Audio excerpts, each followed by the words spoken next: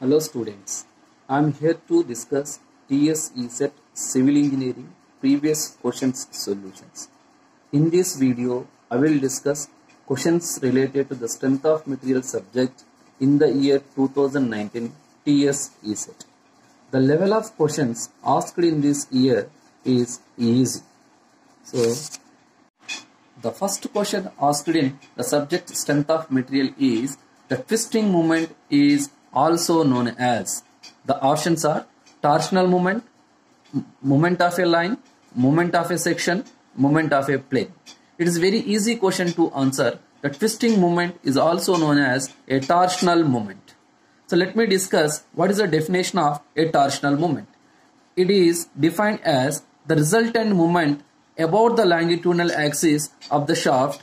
This longitudinal axis also called as a polar axis. It will be better understand by using the sketch. Say let me take the three axes X, Y, Z, and Z is the longitudinal axis of a shaft, and the moment generated about this longitudinal axis M is called twisting moment or a torsional moment. The units of this torsional moment or twisting moment similar to units of moments, that is Newton into meter or kilonewton into meters. The next question is the maximum value of Poisson ratio for elastic material is. So before answering this question, let me discuss what is a Poisson's ratio. It is Poisson ratio nothing but it is a ratio of a lateral strain to the linear strain. The values of Poisson's ratio, generally it is indicated with a mu, or 1 by m, varies from 0 to 0.5. The 0 is a minimum value of Poisson ratio and 0.5 is a maximum value of Poisson ratio for elastic material. Right, from this I can answer this question. The question asked is the maximum value of Poisson ratio for elastic material is, that is the maximum value of Poisson ratio for elastic material is 0.5. So I will give the extra information also that 0 for a cork and 0.5 is for incompressible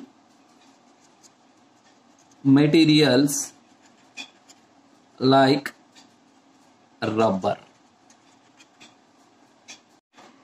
The next question is a torsion member is fabricated from two concentric thin tubes. At the ends, the tubes are welded to a rigid disc so that the tubes can be twisted as a unit. The radius of outer tube is 2r and the radius of inner tube is r.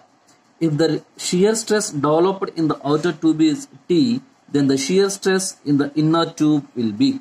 To answer this question, I will take the help of a torsion equation. The torsion equation is tau by r is equal to T by J is equal to G theta by L. In this, tau is shear stress, r is radius of the shaft, T is a torque generated, J is polar moment of inertia, G is shear modulus, theta is angle of twist, and finally L is equal to length of the shaft. From this equation, I will take these two terms and I will generate the relation between shear stress and the radius of the shaft. So tau by r is equal to T by J. From this I can write, if we crisscross this, tau J is equal to TR. So here from this equation I can say tau is directly proportional to r. That means if the radius of the shaft increases, shear stress also increases. Similarly, if the radius of shaft decreases, shear stress also decreases. With the help of this concept, I will solve this question. Right. The given that the outer tube radius is 2r, when the radius is 2r, the shear stress developed is T. For the inner tube radius is r, then what will be the shear stress developed? So from our previous concept, that is tau is directly proportional to r, Here the radius of inner tube is exactly half of the radius of outer tube. So the shear stress also exactly half of that of the outer tube. Then when the radius of inner tube is R, then shear stress developed in the inner tube is T by 2, that is 0.5 T. So the option 3 is correct answer. Next question is, a simply supported beam of span L carries a UDL load W. The maximum bending moment M is. The options are 1. WL by 2, 2. WL by 8, 3. WL by 4, 4. WL by 12. To explain this, I will take a standard case, that is a simply supported beam subjected to UDL throughout, that is magnitude of UDL is W per meter. Here then for this case we get the maximum bending moment value is WL square by 8. But in the given problem the UDL is acting over entire span. The case what we are consider, the UDL of W is acting over 1 meter length.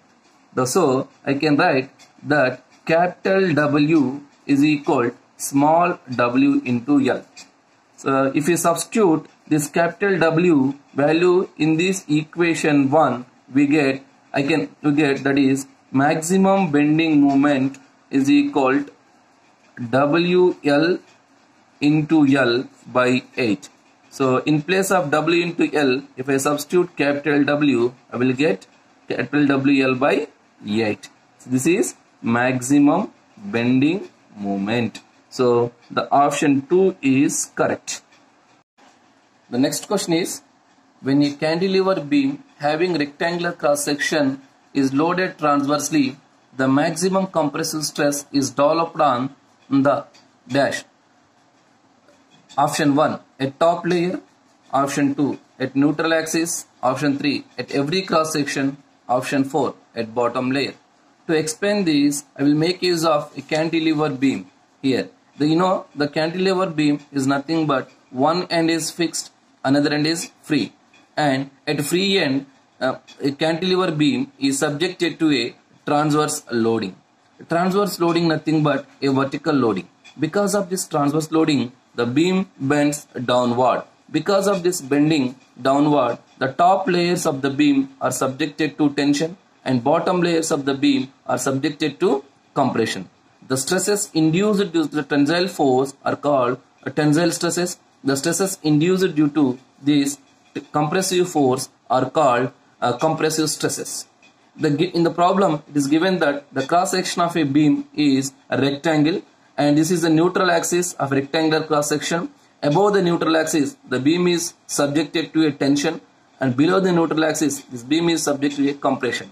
Right? At neutral axis, both compressive stresses and tensile stresses are 0. At topmost layer, the tensile stresses are maximum. At the bottommost layer, the compressive stresses are maximum. So in the given problem, it was asked that when a cantilever beam is transversely loaded, then the maximum compressive stress is developed on at bottom layers. So the option 4 is correct.